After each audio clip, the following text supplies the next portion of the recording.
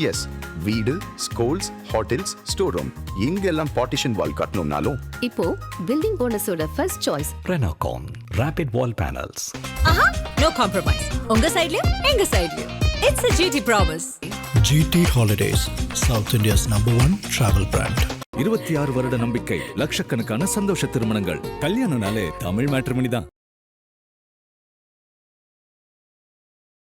ஆதந்தமிழர்களுக்கு வணக்கம். பல்வேறு துறைகளில் ஆக சிறந்த ஆளுமைகளை சந்தித்து நாம் நேர்காணல் எடுத்து வருகிறோம். அந்த வகையில் மீண்டும் நம்மோடு இணைந்திருக்கிறார் மூத்த பத்திரிகையாளர் தமிழா பாண்டியன் அவர்கள்.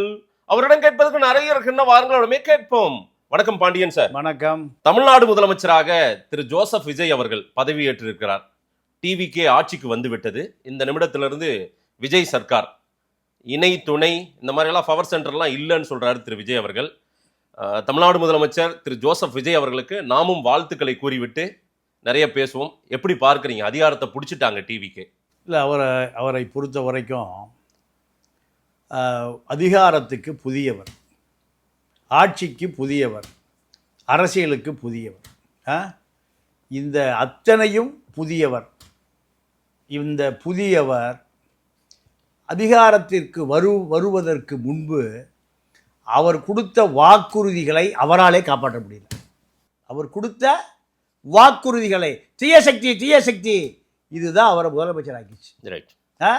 ஆனால் அதே தீய சக்திகளோடு தொடர்ந்து 5 நாளாம் தேதி எலெக்ஷன் முடிஞ்சது. இல்ல, தீய சக்தின்னா அவங்க கூட்டணியில் இருந்த கட்சிகள் அவங்களும் தீய சக்தி தான். தீய சக்தி கூட்டணி தானே அது. விஜயுடைய பார்வையில அது தீய சக்தி கூட்டணி தானே. அது எதிர்த்து அவர் பிரச்சாரம் பண்ணல. இவங்க எல்லாரையும் அவர் தன்வயப்படுத்த தன்பால் அதெல்லாம் முயற்சி பண்ண வசனமெல்லாம் இருக்கட்டும், அதெல்லாம் நீங்களே வச்சுங்க. இந்த விஜய் திமுக கூட்டணி திமுகவை என்ன சொன்னாரு? தீய சக்தி.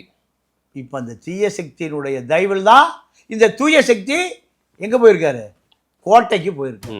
அப்போ அந்த தீய சக்திகள், திமுகவுடைய தீய சக்திகள் 2 விசிகா, 2 சிபிஐ, 2 சிபிஎம், 2 முஸ்லீம் லீக் எம்எல்ஏக்களை சொல்றீங்க. எம்எல்ஏக்கள் இந்த அத்தனை பேரும் 5 காங்கிரஸ், இந்த அத்தனை பேரும் என்ன சொல்லிட்டாங்கன்னா, நாங்க திமுக கூட்டணியிலே தொடருவோம், திமுக கூட்டணியிலே தொடருவோம், தீய சக்தியாகவே இருப்போம், ஆனால் உனக்கு ஆதரவு கொடுப்போம். இது என்ன பாலிசி? இது என்ன கொள்கை? இல்ல சார், அரசியல் களத்துல கூட்டணியில நாங்க இருக்கோமா இல்லையா, நாங்க அங்கதான் இருக்கோம், தேவைக்கு ஏற்றாற்போல் மாத்திக்கிறாங்கல்ல, அதெல்லாம் தேர்தல் கூட்டணி மட்டும்தாங்க, முடிஞ்சிருச்சுன்னு சொல்றோம். இதுல நிறைய பேர் சொல்லுவாங்க. சொல்லலையே. இல்ல, நீங்க பாருங்க, இது கட்டாயம் சொல்லுவாங்க. ஏன்னா நேற்றைக்கு நடந்த சில நிகழ்வுகளை நான் சொல்றேன். ஆளுநர் மாளிகைக்கு எல்லாரும் ஒன்னா போனாங்கல்ல, ரிட்டர்ன் வந்த போது சண்முகம் அவர்களுக்கு, மார்க்சிஸ்ட் சண்முகத்துக்கு வழிவெடுக்க ஆரவாரம். இந்த மாதிரி ஒரு ஆரவாரத்தை ஒரு கம்யூனிஸ்ட் தலைவர் எனக்கு தெரிஞ்சு நான் பார்த்ததே கிடையாது. அதை உண்மையிலே அவர் உணர்ந்திருப்பாரு. இவ்வளவு கூட்டம் நமக்கு நன்றி சொல்லலாம், நன்றிங்க ஐயான்றாங்க அத்தனை பேர். இந்த நன்றியா ஒரு திமுகவுக்கு ஆதரவு கொடுத்திருந்த போது கூட அவர் பார்த்ததில்லை. அதே போல அதிமுகவுக்கு ஆதரவு கொடுத்த போது பார்த்ததில்லை. அவங்க பாட்டுக்கு இறங்கி நடந்து போவாங்க, மேடையில் போய் உட்காருவாங்க, ஐயா ஸ்டாலின் அவர்கள் மரியாதை கொடுப்பாரு. ஆனால் இந்த மாதிரி ஒரு கூட்டம் இந்த ஆதரவை கொடுக்கும்போது அவர்களுக்குள்ளாரே ஒரு உள்ளுணர்வு வரதான் செய்யும். அதெல்லாம் வர வர தெரியும் போல எனக்கு என்னுடைய பார்வையை நான் சொல்றேன். உங்களுடைய அனுபவத்துல சொல்றீங்க. அதை தாண்டி அனுபவத்துல இந்த ஒரு சட்டசபையில் ஒரு மசோதா வருது, ஆளுங்கட்சி கொண்டு வருது. இந்த கூட்டணிகள் திமுகவில் தொடர்கிற கூட்டணி முஸ்லீம் லீக், விசிகா, 2 கம்யூனிஸ்ட், அத்தனை பேரும் இந்த மசோதாவை ஆதரிப்பார்களா எதிர்ப்பார்களா? அது கொஞ்சம் என்ன கொஞ்சம் நல்லாவே சொல்லுங்களேன் சார். நீங்க சொதப்புனா அவன் மனநோயாளி. ஒரே வார்த்தைக்கு ஒரே பதில் தான். திராவிட இயக்கம் தான். நான் ஆணும் இல்லை பெண்ணும் இல்லை, ஆதரவும் இல்லை எதிர்ப்பும் இல்லை. கருணாநிதி பாலிசி இது என்ன? நான் ஆதரிக்கவும் இல்லை எதிர்க்கவும் இல்லை. அப்ப அலியா நீயே? நீங்க அவர் ஆட்சி அமைக்க ஆதரவு, ஏன்னா இங்க ஒரு ஆளுநர் குடியரசுத் தலைவர் ஆட்சி. கேட்ட கேள்வியோடு எங்கேயோ போறீங்க. நான் கேட்கிற கேள்வி மக்களுக்கான கேள்வி. அது நம்ம ஃப்ளோர்ல பார்க்கலாம் என்ன நடக்குதுன்னு பார்க்கலாம். எங்க? சட்டசபைக்குள்ளார பார்க்கலாம், கோட்டைக்குள்ளார என்ன? இல்ல சார், அது அப்புறம் எல்லாம் பார்க்க தான். நான் கேட்கிறேன் உங்ககிட்ட என்ன செய்வாங்கன்னு கேட்கிறேன். கொஞ்சம் குழப்பம் தான், இது யோசிக்க வேண்டிய ஒண்ணுதான். குழப்பம் இல்ல, திமுக பக்கம் இருப்பாங்க. உங்களுக்கு நீங்க குழப்பமான ஆளு, அதனால குழப்பத்தில் இருக்கீங்க. இல்ல நீ குழப்பம் இல்ல தெளிவான ஒரே வார்த்தை பதில் வந்திருக்கும். தெளிவா இருக்க தூக்கத்தில் எழுப்பி கேட்டாலும் தெளிவா சொல்லுவான். பகத்சிங் தூக்கில் போடும்போது இதையா ஒரு நிமிஷம் பொருளாதாரத்தை படிச்சுட்டு வரேன் மார்க்ஸ் இதுதான் தூக்கில் போடியா வேமா போடியா, இதுதான் உலக வரலாறுகளில். நீங்கள் சேக்குவராவை சுட போகிறான், புழுவிய காடுகளில் சிஐஏ சுட போகிறான், படுக்க வச்சுருக்கான். எங்கே ஒரு மாட்டு கட்டுத்தறியில் படுக்க வச்சுருக்கான். என்னடா இதுன்னு கேட்குறாரு. இது ஒரு பள்ளிக்கூடங்கிறான். அட பாவிகளா, மரணம் மரணம், என்னடா அது பள்ளிக்கூடத்தை இப்படி மாடு கட்டி வச்சுருக்கீங்க. அவன் தாங்க தலைவன், அதுதான் மனிதனுக்கான இயல்பு. அப்படிங்க இப்படிங்க, அது கருணாநிதி பாலிசி. ஒரு மசோதா வருகிற பொழுது இவங்களுக்கு பூரா திமுக ஆப்ரேட் பண்ணுவாங்க. யாரை? 2 விசிகாவை, 2 கம்யூனிஸ்டுகளை, இன்னும் 2 சிபிஎம் சிபிஐ, முஸ்லீம் லீக், அத்தனை பேர் யார் ஆப்ரேட் பண்ணுவா? திமுக. அதை அவங்க தெளிவாக சொல்லிட்டாங்க. ஏங்க நாங்கள் திமுக தாங்க கோடி கோடியாக வாங்கி ஜெயிச்சிருக்கோம், பெட்டி பெட்டியாக வாங்கி ஜெயிச்சிருக்கோம். சிபிஐ தளி ராமச்சந்திரா ஒரு மர்டர் கேஸ் அக்யூஸ்ட். ஜெயலலிதா காலத்திலேயே எம்எல்ஏவாக இருக்கும்போது நம்ம கூட ஜெயிலில் போட்டுது. தெரிஞ்சுங்க வரலாறு. அப்போ அவர் கட்டுப்பாட்டில் யார் இருக்கா? சிபிஐ இருக்கு. இப்படி பல விஷயங்கள் இருக்குது. அதனால் இவர்கள் திமுக பக்கம் போயிடுவாங்க. எங்க திமுக பக்கம் போயிடுவாங்க. இது அவருக்கு தெளிவாக சொல்லிதான் கையெழுத்த போட்டிருக்காங்க. அதாவது விஜயனுடைய 4 கால்ல 2 கால் இவங்களா இருக்காங்க இப்போதைக்கு. ஆனாலும் அந்த கால் ஷேக் ஆயிட்டே இருக்கும். திமுக ஆபரேட் பண்ணோம். இப்பதான் கரெக்டா வர்றீங்க, இப்பதான் மெயின் ரூட்டுக்கு வர்றீங்க, பைபாஸ்ல போயிட்டு வர்றீங்க. அதாவது இத முதல்ல கிளாஸ் எடுத்துருவாங்க. யாரு? திமுக. 2 விசிகாவுக்கும் 2 கம்யூனிஸ்டுக்கு, 4 கம்யூனிஸ்ட், 2 விசிகா, 2 முஸ்லீம் லீக். இவர்களுக்கு யார் கிளாஸ் எடுப்பா? திமுக. திமுக. சோ ஸ்டேபிள் கவர்மெண்ட் இல்ல, ஏபிள் சீஃப் மினிஸ்டர் இல்லன்றீங்க. இல்ல சிக்கல் அவருக்கு இருந்துட்டே இருக்கும். ஏன்னா தீய சக்தியோடைய கூட்டடைய வச்சிருக்காரு. இந்த தூய சக்தி யாரோட? தீய சக்தின்னு சொல்லுகிற. நீங்க இந்தியாவிலேயே இப்படி ஒரு கூட்டணி வரை அமைஞ்சதே இல்லை. இந்த மாதிரி இன்னொரு அதிசயம் நடக்க இருந்தது. நல்ல வேளை அது தவிர்க்கப்பட்டதுன்னு சொல்றாங்க. அது செல்வியும் தமிழரசு தான் அதை உடைச்சாங்க. நேர போய் குடுமியை முடிச்சிட்டாங்க. யார் குடுமி? துர்கா குடுமி. உனக்கு மருமகனுக்கு அதிகாரம் வரணும், மருமகன் ஜெயிலுக்கு போகக்கூடாது. இதுக்காக இந்த கருணாநிதியை ஜெயிலில் போட்டு, ஐயோ அம்மா கொள்றாங்களே ஜெயிலில் போட்டு, அழகிரி ஜெயிலில் போட்டு, இத்தனை சித்திரவதை செய்த அதிமுக எடப்பாடி முதலமைச்சர் ஆகணும்னு நீ முடிவு பண்ணிட்டியா? நான் ப்ரெஸ்ஸை மீட் பண்ணுறேன். பின்னாடி கனிமொழி, அழகிரி, டிஆர் பாலு, துரைமுருகன் எல்லாம் ஏற்றி விட்டது யார? செல்வியை. மொத்தமாக 2 இயக்கம் அழிஞ்சிருக்கு, சீக்கிரம் அழிஞ்சிருக்கு. இது நடக்காமல் போச்சு. இதுக்கு புரோக்கர் யார் தெரியுமா? ஒரு ரகசியத்தை சொல்கிறேன். ஒரு இணை ஆசிரியர். யாரும் தெரிஞ்சுக்கணும். தெரியுதா? இணையாசிரியன். இந்த இணையாசிரியன் தான் இவ்வளவு லாபிகள். புரோக்கர் பாதி பேர் 99% புரோக்கர் சார். இந்த மீடியாவில் புரோக்கர் பயிலுவா. இவனுக்கு 500 கோடி ரூபாய் சொத்து இருக்கு. இப்படியாவது 2 இணைச்சிடணும். திமுக அதிமுக இணைச்சிடணும். எப்படியாவது விஜய் வரக்கூடாது. இதுதான் இந்த இணையாசிரியன் பண்ண அண்டர் கிரவுண்ட் லாபி. இல்ல சார், திமுக அதிமுக ஒழியணும், சீக்கிரம் ஒழியணும் அப்படின்னு எல்லாம் பேசுறது இது என்ன அபத்தமா இருக்கு? 58 வருஷம் அவங்க 2 பேரும் அங்க ஆட்சி செய்திருக்கார்கள். சரியா? நான் சொல்ல சார், 2 கோடி பேர் போட்டு சொல்லியிருக்காங்க சார். நான் சொல்லல, 2 கோடி பேர் சொல்றான். கிளாம்பாக்கம் பஸ் ஸ்டாண்ட்ல தான் இது தீர்மானிச்சத. கிளாம்பாக்கம் பஸ் விசில வச்சு ஊதிட்டே நிற்கிறான். 3ஆம் தேதி நைட்டு 4ஆம் தேதி வரைக்கும். என்னடா பஸ்ஸை காணோம்? நம்ம உளவுத்துறையில் கூப்பிட்டு சொல்லி, ஏன் பஸ்ஸெல்லாம் நிறுத்துக்கியா? அவ்வளோ பேர் விசிலா தெரியுறான். கிளாம்பு ஊருக்கு போகிறான். எனக்கு ஒரு ஆள் நண்பர் சொன்னார், கிளாம்பாக்கம் பஸ் ஸ்டாண்ட்ல முடிவாயிருக்கு. திராவிட இயக்கம் முடிச்சு வைக்கப்பட்டது. விஎஸ் பாபு சொன்னார்ல, ஸ்டாலின் சொன்னாரா இப்படின்னு. அதுக்கு விஎஸ் பாபு இப்படினாரா. இவர் என்ன சொன்னாரு? முடிஞ்சது. கிளாம்பாக்கத்தில் தான் திராவிட இயக்கத்தினுடைய முடிவுரை எல்லா உரையும் எழுதப்பட்டது. அங்கே மட்டும் உண்மையாக இன்னொரு 10 பஸ் விட்டுருந்தா, எல்லா பஸ்ஸும் விட்டுருந்தா அவ்வளோ பேர் ஓட்டு போட்டு இன்னொரு 10 சீட் வந்திருக்கோம். திமுக 10 சீட் காணாமல் போயிருக்கு. இந்த திமுக திராவிட இயக்க லட்சணம் புரியுதா? நான் சொல்லலை சார். மக்கள் தீர்ப்பு, மகேசன் தீர்ப்பு. அப்போது நான் அடுத்து என்ன கேட்குறேன், இப்போது விஜய் பவர் சென்டரே கிடையாது. யாரும் புஷிக்கு போய் பொட்டி கொடுக்காத, ஆதவிட்ட கொடுக்காத, நிர்மல்கிட்ட கொடுக்காத, புறப்பட்ட கொடு, எல்லாம் எவனை பொட்டி வாங்கக்கூடாது.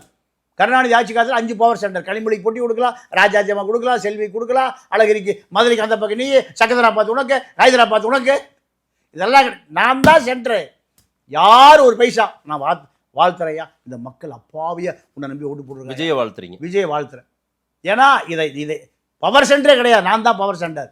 எவனா புட்டிட்டு வாங்கணுன்னீங்க இங்கே மறந்துடுங்க. இது சினிமா வசனமாக இருக்கக்கூடாது தலைவா விஜய். உண்மையாக இருக்கணும். இந்த மக்கள் அப்பாவி மக்களையா செத்து போயிடறாயா, சூசைட் பண்ணி செத்து போகிறாயா. 41 பேர் செத்து போனானே, அவனுக்கு அரசு வேலைன்னு ஏதாவது அறிவிப்பு இருக்கா? வரும் பார்த்துருப்போம். ஆமாம் வரும். என்ன வரும்? எனக்கு ரொம்ப டென்ஷன் பண்ணாதீங்க. எங்கள் டாய்லெட் வருமா? இருங்க சார், சும்மா நீங்கள் இப்போ பார்த்து இப்போ நீங்கள் பாராட்டவும் செய்றீங்க.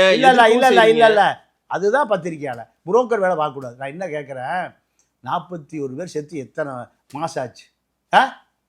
நீ இது வரைக்கும் இந்த 41 பேர் உண்மையாகவே உனக்கு அளவு கடந்த அன்பு இருந்தால் என்ன பண்ணியிருக்கணும்? அடுத்த நாளே நான் முதலமைச்சர் ஆமையா, 41 பேர் அரசு வேலையா, அந்த குடும்ப வசதி பட்டி பாவையா, பஞ்ச பராரியா, ஒரு பாவம் அறியாதவையா, அத்தனை பேரும் செத்து போயிட்டாயா. உனக்கு உண்மையாகவே இதயம் இருந்தால் நான் இப்போ தான் பாராட்டினேன். ஏன் சொல்கிறேன்னா, உனக்கு குத்தி காமிக்கிறேன். இடிப்பாரா ஏமாறா மன்னன், அவ்வளோதான்.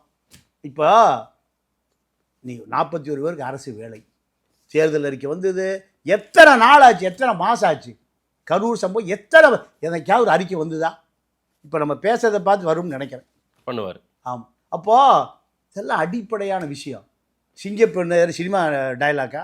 சிங்கப்பெண் சினிமா டைலாக் அடிப்படை இதான் இருக்க. முதல்லயே பெண்களுக்குன்னு ஒரு தனி. ஆமாம், முதல்ல என்ன பண்ணுறாங்க, அழிக்கா இருக்கு. என்ன சார் பேசுகிறீங்க? எல்லா படம் இருக்குது சார். ரெண்டாவது கஞ்சா, சாராயம், கள்ளச்சாராய், சாவு, கஞ்சா பள்ளிக்கூடம் பூரா இருக்குது. இதுக்கு ஸ்பெஷல் படையெல்லாம் எடுக்க முடியல. டிஜிபி கூப்பிட்டு 24 மணி நேரத்தில் அவ்வளோ பேர் உள்ளே போயிடணும். இதுக்கு ஸ்பெஷல், இதுக்கெல்லாம் ஒரு கையெழுத்தா? சாராயத்தை ஒழிச்சியாயா? சாராய 1 கோடி பேர் டாஸ்மார்க்கு போகிறான். அதுக்கு கையெழுத்து இல்லையா? அப்போ எல்லாம் சினிமா வசனமாகவே இருக்கு. சினிமா வசனமாகவே இருக்கு. எம்ஜிஆர் என்ன பண்ணாரு, காவிரி தண்ணியே வரல, நேராக குண்டுராவ சிஎம் போனார்.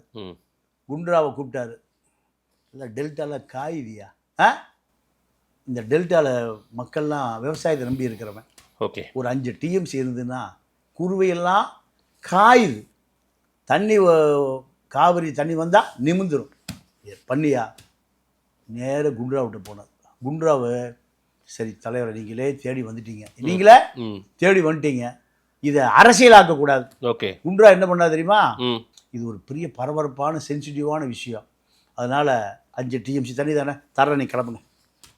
கூப்பிட்டாரு செக்ரட்டரியை, பிடபிள்யூ செக்ரட்டரியா. அந்த சட்டருக்கெல்லாம் ஆயில் அடிக்கணுமையா, கிரீஸ் போடணுமையா, துரு பிடிச்சி போச்சு, ரெனாவேஷன் பண்ணு. எதை? சட்டை தூக்கி விட்டு என்ன ஆகும்? தண்ணி போகும். தலைவையா, தங்க தலைவையா. சாக வரைக்கும் ஒரு அங்கே பட்டால் நாகராஜன் ஒரு ஆள் இருக்கார் தெரியுமா? மாதம் 5 லட்சம் ரூபா.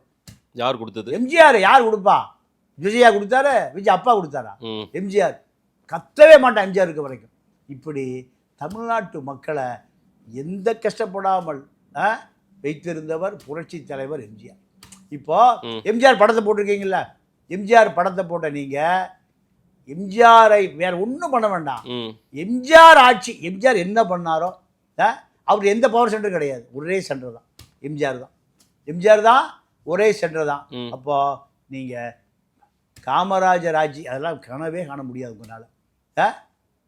ரசிகர் மன்றத்தை வைத்துக்கொண்டு எம்ஜிஆர் ஆட்சி பண்ணுங்கய்யா, கருணாநிதி ஆட்சி பண்ணிடாதீங்க. கருணாநிதி ஆட்சி எவனுமே சொல்கிறது இல்லை. எம்ஜிஆர் ஆட்சி. அவர் 77 முதலமைச்சர் ஆனார், 87 இறந்து போனார். அது வரைக்கும் எம்ஜிஆரை எதிர்த்து எஸ்டிஎஸை ஆளுநர் மாளிகை லஞ்சம் வாங்கிட்டாயா அந்த ஆளுநர். எவ்வளோ ஜனநாயகமாக ஜெயலலிதா சொல்ல முடியுமா?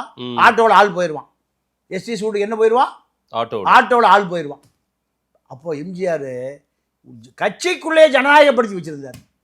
இப்போ உங்களுக்கு இருக்கக்கூடிய ஒரு 20 தலைக்கு மேலே உள்ள பிரச்சனை, 20 பிரச்சனை இருக்குது விஜய்க்கு. 20 பிரச்சனை என்னன்னா, சொந்த தேவைக்கு காவல்துறையை பயன்படுத்தக்கூடாது. நீங்கள் காமராஜோ கக்கனோ கடைசி முதலமைச்சர் பக்தவச்சலமோ சொந்த பழிவாங்குதலுக்கு போலீஸை பயன்படுத்தியதே இல்லை. திமுக வந்தது எதிர்கட்சிகளை அடக்குவதற்கு, எதிர்த்து பேசுபவர்களை ஒடுக்குவதற்கு எதை பயன்படுத்துறாரு? போலீஸ். சோ பர்சனல் வெஞ்சன்ஸ் இருக்கு, அதாவது பழி வாங்கும் குணம் வேண்டாம்ன்றீங்க. திரு விஜய் திராவிடத்துக்கு சொந்தமானது, ஜெயலலிதாவுக்கு சொந்தமானது, கருணாநிதிக்கு சொந்தமானது, ஓபிஎஸ் இபிஎஸ்சி சொந்தமானது, ஸ்டாலினுக்கு சொந்தமானது, உதயநிதி எல்லாத்துக்கும் சொந்தமானது. இந்த பழி வாங்குறது, அதாவது திரு விஜய் அவர்களுக்கு, ஆதவர்ஜுனாவுக்கு எல்லாம் சொல்றீங்க நீங்க. ஆமா, அதெல்லாம் விட்டுட்டு நல்ல மக்களுக்கான அரசியலை பண்ணுங்கன்றீங்க. 25 வருஷம் நீதான் முதலமைச்சர், இதை செய்தால். ஆமா, இந்த பழி வாங்கும் குணம் ஒண்ணு. ரெண்டாவது, மனிதாபிமானம். எம்ஜிஆரை போல வேற யாரும் சொல்லலாம். மனிதாபிமானம். கார்ல சிங்கிள் ரோடுங்க, எம்ஜிஆர் போயிட்டு இருக்காரு, ஒரு மீட்டிங் முடிஞ்சு செங்கல்பட்டுல சென்னைக்கு வந்துட்டு இருக்காரு. உலகத்தில் யார் நீங்க காமராஜ் பக்கமெல்லாம் போகவே முடியாது. சரி, காமராஜ் வந்து நேருவுக்கே யோசனை சொன்னவர், அதெல்லாம் வேண்டாம். எம்ஜிஆர் போயிட்டு இருக்காரு, ஒரு போலீஸ்காரர் சைக்கிளில் போயிட்டு இருக்காரு, கூட்டம் முடிஞ்சு எங்கே வந்துட்டு இருக்காரு, பெருங்குளத்தூர் வந்துட்டு இருக்காரு. எம்ஜிஆர் காரை நிறுத்தி, இந்த நைட்டில் எங்கே வீடு போய் சேர போகிறீங்க, ஏறுங்க கார்லைங்கிறார். சைக்கிளை ஓரமாக போடுங்க, காலை எடுத்து ஏறுங்க காரில். ஒரு யாரை? ஒரு போலீஸ, கான்ஸ்டபிள், டிஜிபியே கிடையாது. நீங்கள் வேற ஒன்றும் இல்லைங்க, நீங்கள் உங்கள் கோட்டெல்லாம் கழட்டிடுங்க, எம்ஜிஆர் தொப்பி, எம்ஜிஆர் கண்ணாடி போனீங்க, இது இந்த வேலையெல்லாம் செஞ்சீங்கன்னா எம்ஜிஆர் மக்கள் மறுபடியும் கொண்டு வந்துடுவோம். ஏரியா வண்டியில் ஏங்க நீங்கள் சிஎம், நான் ஏட்டையா, என் வீட்டுக்கு போய் எப்போ சேருவீங்க, எப்போ சாப்பிடுவீங்க? ஒரே இருட்டா இருக்கு, இன்னைக்கு தான் பகலா இருக்க, அன்னைக்கு இருட்டா. ஏறுங்கய்யா கார்ல. ரொம்ப நன்றி தலைவரை, வேண்டாம், நான் நீங்க பெரிய முதலமைச்சர், நான் இதில் வரக்கூடாது. மறுத்துட்டா கடைசி வரைக்கும். எந்த ஸ்டேஷன் விளாக்குறீங்க? அப்போ பெருங்குளத்தூர் ஏதோ ஒரு ஸ்டேஷன். சரி போங்க. போன உடனேயும் கூப்பிட்டு, அப்போ ஐஜி தான், டிஜிபிலாம் கிடையாது. ஐஜியை கூப்பிட்டு அவரை கொஞ்சம் பார்க்க சொல்லுங்கண்ணா. வர்றாரு. ஐயா மன்னிச்சுங்கய்யா, தெரியும் உன்னுடைய நேர்மை என்னை விட நேர்மையாக இருக்கியா, உன்னுடைய நேர்மையா என்னையை விட நேர்மை. நான் அதை உன்னை பார்க்குற எத்தனை குழந்தைங்க, எத்தனை குட்டி எல்லாம்.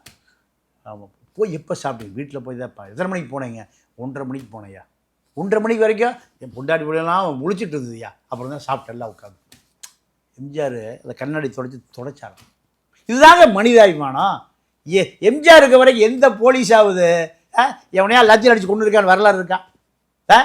அஜித் அடிச்சு கொண்ட மாதிரி ஏதாவது இருக்கா? லாக்அப் டெத் இருக்கா? ஸ்டேஷனுக்கா போயிடுவார் அவர். இதுதாயா தேவை. மக்கள் 2 கோடி பேர் உங்கள்கிட்ட எதிர்பார்க்குறாயா. 2 கோடி பேர் உன்னை என்ன எதிர்பார்க்குறான்? நீங்கள் முஸ்லீமில் சொல்லுவான், உமர் அலி ஆட்சிக்குவான். நான் மக்களுக்கு சொல்கிறேன், சுருக்கமாக சொல்கிறேன்.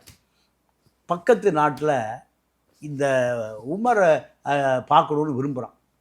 இந்த தகவல் வருது, என்னை பார்க்கணுங்களா, வர்றப்போ குதிரையில் குதிரைக்காரனும் அவரும் போகிறாங்க. யார்? குதிரையோட்டியும் ராஜாவும் போகிறாரு. அன்றைக்கி குதிரை தானே. அப்போ குதிரை ஓட்டிட்டு சொன்னாராம், எப்போ பாதி தூரம் நீ குதிரையில் உட்காந்துக்க. யார? குதிரையோட்டியை. பாதி நேரம் நான் உட்காந்துக்கிறேன். இப்படி அடுத்த நாட்டுக்கு யாரை உட்கார வச்சு ஓட்டிட்டு போகிறாரு? குதிரை ஓட்டியை அமர வைத்து இவர் நடந்து கூட்டிட்டு போறாரு. ராஜா. அப்போ போனோடனே மக்கள் பூரா குதிரையில் ராஜான்ட்டான். அப்போ இல்லைப்பா அவர் ராஜாவா? என்ன? ஆமா, நடந்து எவ்வளோ நேரம் குதிரை பிடிச்சி நடந்து கூட்டிட்டு போறான். அதனால நீ பாதி நேரம், நான் பாதி நேரம். தலையில தூக்கி கொண்டாங்க. உமர் ஆட்சி உலக வரலாறுகள்ல இப்படி ஒரு ஆட்சி இனிமேல் நடக்காது. அதே போன்ற ஒரு ஆட்சி. ஏங்க உங்களுக்கு 500 கோடி ஒரு படத்தில் நடிச்சா வருது. கவர்னரை பார்க்க போகும்போது இந்த ஜனநாயகனுடைய ப்ரொடியூசரும் கூட்டிகிட்டு போகிறேன், கோட் சூட் குடிமையெல்லாம் பார்த்தீங்களா? KVN production. அப்போ உங்களுக்கு பணமும் தேவையில்லை. 500 கோடி சும்மா சொன்னால் வரும். எதுக்கு லஞ்சம் வாங்கணும்? இப்போ மணல் கான்ட்ராக்டரு, சேகர் ரெட்டி, மணல் ராமச்சந்திரன், ரத்தனம், அவ்வளோ பேர் இப்போ புட்டியோடு தெரியுதான். 5000 கோடி நம்ம ஏவா வேலு பில் பெண்டிங் இருக்குது. 5000 கோடி யாருக்கு கொடுத்தா பில்லு பாஸ் ஆகுன்னு தெரியுதான். உள்ளாட்சி துறையில் நேரு 5000 கோடி ரூபா அட்வான்ஸ் பேமெண்ட் வாங்கிட்டு போயிட்டார். எங்கேயும் ரோடே போடல. எங்கேயும் சிட்டிக்குள்ளே பஸ்ஸு போகிற அந்த ரோடெல்லாம் பார்த்தீங்களா? 5000 கோடி அடிச்சுட்டு போயிட்டாங்க. இதெல்லாம் நீ நடவடிக்கை எடுத்து இந்த காசெல்லாம் மக்கள்கிட்ட போட்டீங்கன்னா அடுத்த 5 வருஷம் ரிசர்வேஷன். அடுத்த 5 வருஷம் ரிசர்வேஷன். பணம் தேவையில்லை. உன் அப்பா அம்மா பாவம், பொண்டாட்டியை காணாம், பிள்ளைய காணாம், அவ்வளோ பேர் உட்காந்துருக்கான். பொண்டாட்டியை காணா, பிள்ளையும் காணாம். உனக்கு பணம் தேவையில்லை. ரைட், நீ அது உன் பர்சனல் விஷயம். நீ ஒரு சாமியார் வச்சுக்க, உனக்கு அப்போ இதுதான் எம்ஜிஆருடைய ஆட்சி. எம்ஜிஆர் கருணாநிதி என்ன சொன்னார் முருகல் இருக்கும்போது? ஒரே முறை என் தலைவா வந்தா நான் இப்போ எனக்கு சீட்டை கூட உட்காந்துக்கிறேன், வந்தோடனே எரிச்சுக்கிறேன். யார்கிட்ட கெஞ்சினாரு? எம்ஜிஆர். அப்போது அந்த ஆட்சி எவ்வளவு கருணாநிதியால் அசைத்து கூட பார்க்க முடியல.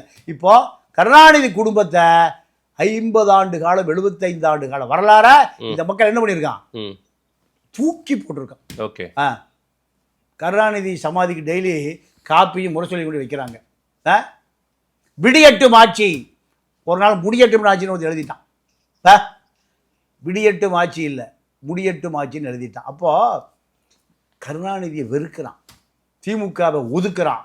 அதனால தான் 2 வருஷம் கட்சி ஆரம்பித்த உங்களை சினிமா தேட்டர்லேருந்து முடிச்சுட்டு வந்திருக்கான், திரைப்பட கொட்டகையிலிருந்து உங்களை கூட்டு வந்திருக்கான். இதுக்கு கருணாநிதியை பிடிக்கல, எம்ஜிஆரை பிடிக்குது. எம்ஜிஆர் இருக்கிறதுனால தான் அதிமுக 25% ஓட்டை வச்சுருக்கு. நீங்கள் முஸ்லீம்கள் 14% பிஜேபி பூதத்துக்கு பயந்து திமுக போட்டதே 25%. முஸ்லீம் ஓட்டை உருவிட்டிங்கன்னா எவ்வளோ இருக்குது? 10% திமுக. இதுதான் திமுக. இப்போ அந்த மாதிரி யாருதுன்னு இல்லை, எல்லாத்தையும் மொத்தமாக அள்ளிட்டார் இவர். இல்லை எங்கேனாலும் அதிமுக 25% அள்ளவே முடியல. அதிமுக 25% அள்ளவே முடியல. அது அப்படியே இருக்குது. அது யாருடைய ஓட்டு? ரெட்டை இலை. திமுக ஓட்டு 10% தான் இருக்குது. 14% முஸ்லீம்கள் காப்பாற்றி வச்சுருக்காங்க. பிஜேபி நம்ம ஷரீப் இருக்கார்ல, புதுக்கோட்டை ஷரீப் தாவேகள்னார்ல, 1800 ஓட்டு முஸ்லீம், அங்கே 27,000 ஓட்டு இருக்கான். ஒரு தூங்கி எந்திரிச்சாலும் அவன் ஷரீப் வீட்டில் தான் கிடப்பான். ஆனால் ஒரு முஸ்லீம் ஷரீப்புக்கு போல. யாருக்கு போட்டான்? திமுக. இல்லை ஷரீப் எம்எல்ஏ இருப்பார். அப்போது முஸ்லீம்கள் தான் திமுகவை காப்பாற்றுகிறார்கள். அந்த திமுக முஸ்லீம் ஓட்டை பிரித்தால் மிஞ்சி இருக்கிறது 10% தான். இந்த வாக்குகளை விஜய் எடுத்துட்டாருன்னா, முஸ்லீம் ஓட்டுகளை எடுத்துட்டு நான் பாராட்டுறேன். இந்த போஸ்டர்லாம் வரும்போது பார்த்தேன், ஜோசப் விஜய் எல்லாம் ஒழிஞ்சுக்குவான். எல்லாமே ஜோசப் இந்த கிறிஸ்டின் பேரை முஸ்லீம் பேரை சொல்லாமல் இந்து பேரில் வந்துடுவான். புது வாழ்க்கைக்கு வர பூரா அப்படி பல பேரை சொல்ல முடியும். ஆனால் ஜோசப் விஜய், நான் ஜோசப் தாயா தின்னூர் வச்சுக்குவேன், குங்குமம் வச்சுக்குவேன், பாராட்டுகிறேன். ஆனால் இப்போ நீங்கள் வாக்குறுதி கொடுத்ததை போல எந்த பவர் சென்டரும் இல்லாமல் போலீஸை பழிவாங்குவதற்கு அனுப்பாமல் ஈழப்பிரச்சனை தலையாய பிரச்சனை. திமுக அதிமுக ஒன்று சேர்றங்கிறான். ஏண்டா இனம் அழியும் போது சேர்ந்தீங்களாடா? திருட்டு திராவிட இயக்க பயிலுள்ள இனம் அழிவு சேர்ந்தீங்களா? லஞ்சம் வாங்குறதுக்கு கூட்டாளி சபரீஷன் பிடிச்சி உள்ளே போட்டுருவார் விஜய். சபரீஷன் ஜெயிலுக்கு போயிடுவான். திமுகவை எந்த கட்சியாக சேரலாம்? சின்னறையா அரசியல் விட்டா 2 பேரும் போய் எடப்பாடி விட்டு சாப்பிட்டு வந்திருக்காங்க. யார்? சபரீஷனும் உதயநிதியும். யாருக்கு தெரிய அனுப்பிச்சிங்க? அப்படியா? ஆமாம், மிதுன் போய் கட்லெட்டும் பூரி சாப்பிட்டு வந்திருக்காரு துர்கா மாட்டேன். என்னடா அரசியல்? பெண்டகன் ரகசியம் வெளியே வந்துருது நாட்டில். பூரி கட்லெட்டு, இங்கே சிக்கன் குழம்பு குருமா. சார் நீ விசாரிச்சு பார்த்துங்க சார். ஆமாம் எல்லா சார், அதாவது இராணுவ பெண்டகன் வந்து எங்கே இருக்குது? தரைக்கு கீழே 25 ஃப்ளோரு. அங்கே என்ன நடக்குதுன்னு ஜூலியர் அசாஞ்சே அடிச்சு எடுத்துட்டா தெரியுமா? ரகசியமே கிடையாது உலகத்தில். என்ன கிடையாது ரகசியம்? விஜயும் திரிஷாவும் ஷாம்பெயின் அடிச்சுட்டு சார்ட்டர் ஃப்ளைட்டில் போகிறத படம் வருது, பார்த்தீங்களா இல்லையா? சார்ட்டர் ஃப்ளைட் யாரையா போனால் நீ நான் போக முடியுமா? அதனால் விமான நிலையத்துக்கு எவன் போனாலும், யார் கிராஸ் பண்ணி போனாலும் படம் எடுத்து வந்துடுது. விமானத்துக்கு என்ன உட்கார்ந்துருக்கான அந்த விமான நிலை சிப்பந்திகள் படம் எடுத்து போட்டாரலாம். இப்படிலாம் வந்துருச்சு. அதனால அவருக்கு இருக்கக்கூடிய சவால்கள் நிறைய விஷயங்களை நீங்க சொன்னீங்க, இதெல்லாம் செய்யணும்னு சொன்னீங்க. காங்கிரஸ் திரு ராகுல் காந்தியை அருகில வச்சிருக்காரு. இத பிஜேபி எப்படி பார்ப்பாங்க இந்த வியூவை? அதை எப்படி எதிர்கொள்ள போறாரு? ஏன்னா பக்கத்து பல மாநிலங்கள், பக்கத்து ஸ்டேட்ஸ், நிறைய ஸ்டேட்ஸ்ல வந்து பிஜேபி ஆளும் மாநிலங்களா மாறிடுச்சு. கர்நாடகா, இங்க வந்து தெலுங்கானா, ஆந்திராவில் தான் சந்திரபாபு நாயுடு, கேரளாவிலையும் இப்போ காங்கிரஸ் வந்துருச்சு. ஸோ இதையெல்லாம் வச்சு பேலன்ஸ் பண்ணிப்பாரா? தன்னுடைய நண்பராகவும் தன்னுடைய பிரதராகவும் சொல்லிட்டாரு திரு விஜய் அவர்கள். இதை மோடி அமித்ஷா வியூ எப்படி இருக்கும்? அதாவது 29ல் அமித்ஷா பிரதமர் வேட்பாளர். 2029 15 வருஷம் இருந்துட்டார் அவர். ரெஸ்ட்டுக்கு போறார் மோடி. டெல்லி பாலிடிக்ஸ் அப்படியே தலைகீழ மாறும். சரி, யோகிக்கு அவருக்கு தான் போட்டி. இப்போ அந்த போட்டியில் யோகியை விட முன்னணியில் இருக்கிறவர் யாரு? அமித்ஷா. அமித்ஷா தான். இப்போ அமித்ஷா என்ன நினைக்கிறாரு, கரூர் சம்பவத்தில் அமித்ஷா விஜய்க்கு ஒரு சாஃப்ட் கார்னராக இருக்கு. ஓகே, இந்த சாஃப்ட் கார்னர் எதுக்குன்னா 29 இவர் நமக்கு சப்போர்ட் பண்ணுவார். திமுக கதை கதம் முடிஞ்சு போச்சு. ஆனால் அவர் தான் ராகுலோட நெருங்கிட்டாரு ரொம்ப விஜய்.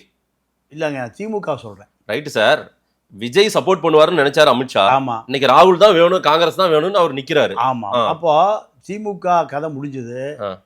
தமிழ்நாட்டில் இனி அரசியல் வந்து விஜய். ஓகே, விஜய் நமக்கு எதிராக போயிட்டாருன்னு வருத்தப்படுறாரு. யாரு? இப்போ அமித்ஷா. இப்போ தமிழ்நாட்டில் இருக்கிற ஐஏஎஸ் அதிகாரிகள் அத்தனை பேரும், அதாவது மத்திய அரசு துறை அதிகாரிகள் பூரா எல்லா ஆர்எஸ்எஸ் அதிகாரிகள். நீங்க என்ன பண்ணாலும் சரி, எங்க போயிரு காப்பி மேல ஒரு காப்பி போயிடும். இந்த காப்பிக்காக தான் கருணாநிதியை இத்தனை ஆண்டு காலம் காங்கிரஸை காப்பாத்தினார்.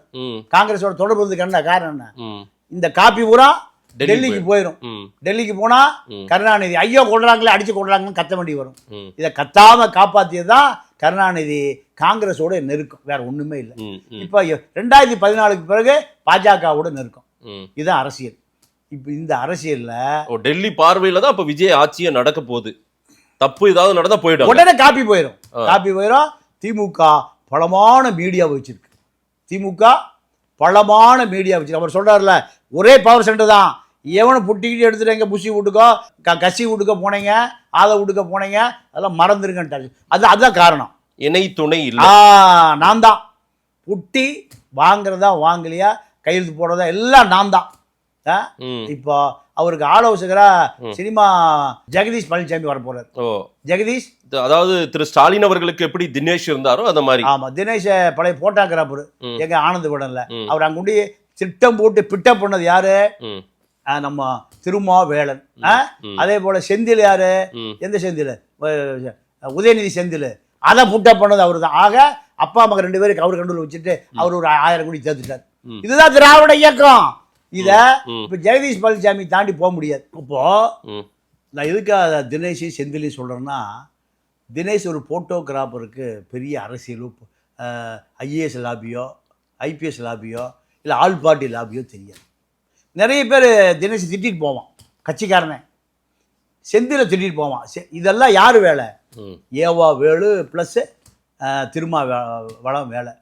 எல்லாம் வேற. இதை தாண்டி எந்த கத்திரிக்காயும் கிடையாது. இதே போல் ஜெகதீஷ் பழனிசாமி விஜய்க்கு பிஏனா, நடிகைகள் வாய்ப்பு கேட்டு வருகிறவங்களுக்கு வேணால் வாய்ப்பு கொடுக்கலாம்.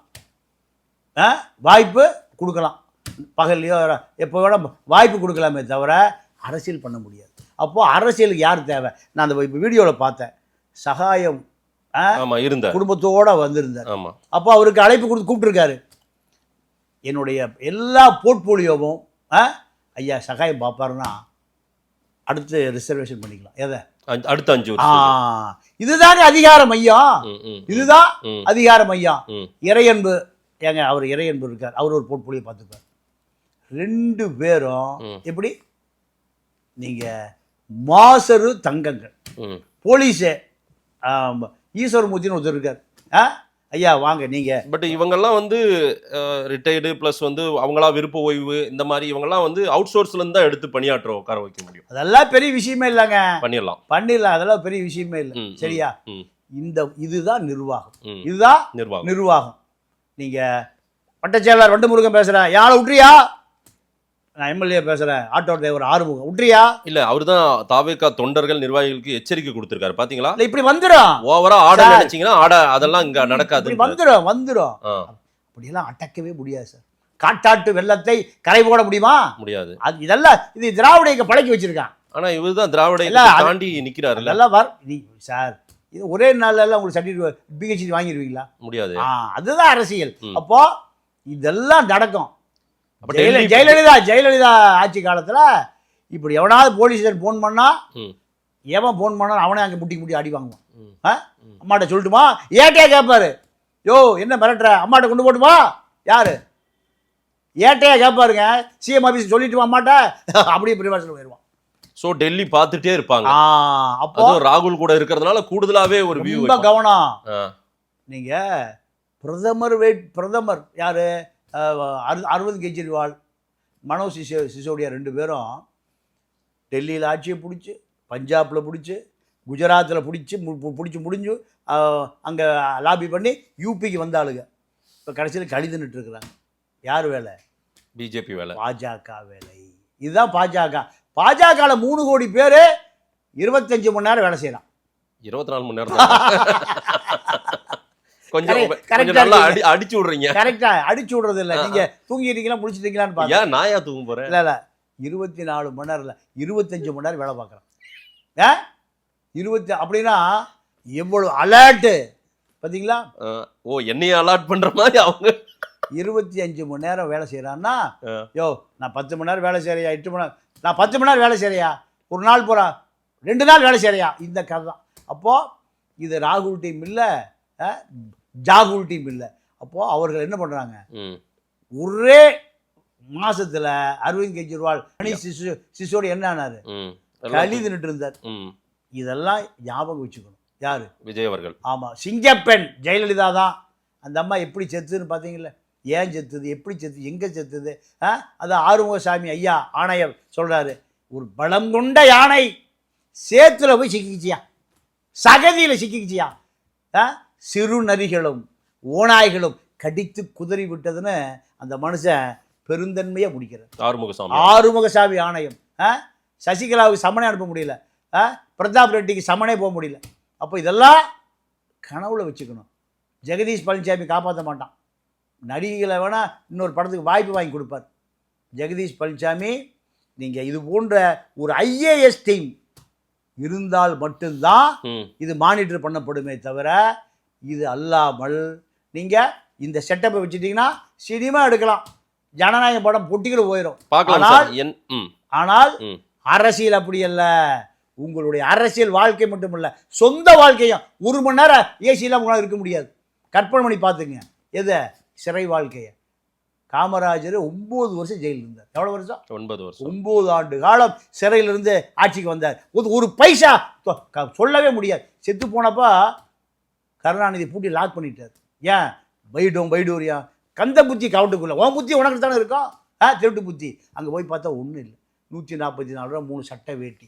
இதுதான் காமராஜர். இதுக்கே 9 ஆண்டு காலம் சிறையில் இருந்தார். ஆனால் ஜெயலலிதா 62 கோடி சொத்து குவிப்பு வழக்கில் செத்தே போச்சு. இதெல்லாம் ஞாபகம் வைத்துக் கொள்ளவில்லை என்றால் வரலாற்றின் குப்பை தொட்டியில் விஜய். குப்பை தொட்டி விஜய்க்கு மட்டும் சொந்தமானதல்ல, பல அரசியல் மணிமகுடங்கள், வைடூரியம், கோமேதகம், இதெல்லாம் வைத்திருந்த எத்தனையோ மணி மகுடங்கள் எங்கே நடந்திருக்கு? குப்பை தொட்டியில் நடந்திருக்கு. இந்த வரலாறுகளை நினைவு வைத்துக் கொண்டு 2 கோடி அப்பாவி மக்களியா, 2 கோடி பேர் எனக்கு என்ன ஒரு காட்சி எனக்கு ஒரு நண்பர் சொன்னார். கிளாம்பாக்கத்தில் பஸ்ஸு கிடைக்கல, பஸ்ஸு மாறி மாறி மாறி மாறி 5 மணிக்கு ஊருக்கு போயிருக்கானுங்க. ஒரு ரசிகன் 5 மணிக்கு ஊருக்கு போய் அது வரைக்கும் 4 பேர் காத்துட்டு இருந்திருக்கான். 4 பேர் ஒரே பைக்கில் ஏறி. எங்க இது நடந்து நான் சொல்லுது அந்த கள்ளக்குறிச்சி பக்கத்தில் 4 பேர் ஒரு பைக்கில் ஏறி எங்கே போயிருக்கானுங்க? ஓட்டு போட. 5 பூத்து மூடும் போது போய் மிஷிலுக்கு 4 பேர் குத்திட்டு வந்திருக்கான். எங்கேருந்து 4 பேர் எங்கேருந்து போயிருக்கான்? சென்னையில் வேலை, ஏதோ கூலி தொழிலாளி வேலை பார்த்துருக்கிறவன். 4 பேரும் ஒரே பஸ்ஸை பூரா நிறுத்தி விட்டானுங்க திமுக. அப்போது இதை நான் எப்படி பார்க்குறேன்னா, அவ்வளவு கோபம் திமுக மீது, அதிமுக மீது. 5:30 மணிக்கு போய் அங்கே போய் 4 பேர் ஓடி போய் பஸ்ஸை, நீ நல்ல வேலை ஏதோ பஸ்ஸு கிடைச்சின்னா ஓடியே போயிருப்பான் நடந்து ரத்தமெல்லாம். அப்போது அவளுக்கு என்ன வெறின்னு பாருங்க. விஜய் மீது வெறி அல்ல, திமுகவை ஒழிக்கணும், திமுக வரக்கூடாது. இதுதாங்க மக்கள் அதிகாரத்தை கொடுத்துருக்காங்க. நாமளும் காத்திருந்து பார்ப்போம் என்ன நடக்குது. நிறைய விஷயங்கள் நீங்க சொல்லியிருக்கிறது கொஞ்சம் புதுவிதமா இருக்குது. பல விஷயங்கள் இது திரு விஜய் அவர்களுக்கு, தமிழ்நாடு முதலமைச்சருக்கும் போய் சேரட்டும். நேரில் வந்து நேரம் கொடுத்து பேசும்போது நன்றி பாண்டியன். நன்றி, வணக்கம்.